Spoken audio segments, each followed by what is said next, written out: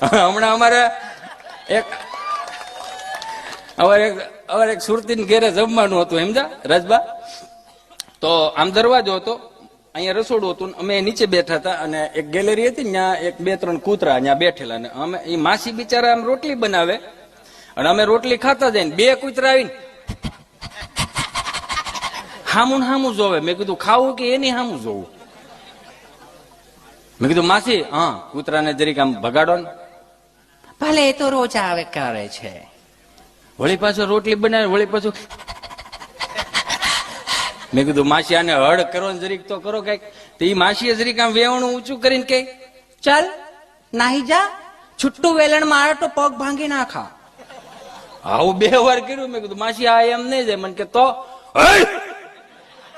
હેડ કર્યું ને એટલે કૂતરું શેરીમાં ધોયડું જાય, ડમરી ચડાવ્યા જાય. ત્યાં શેરીના નાકે 5 કૂતરા બેઠેલા. આ ધોયડું આવતું હતું ને કે ઉભો રે, કેમ ધોયડો? એક મસ્તીની વાત યાદ આવી કે હું સુરતીની શેરીમાં કોઈ કાઠિયાવાડી આવેલો છે કે અમારી 7-7 પેઢીમાં કે કોઈ હળ નતું સાંભળ્યું કે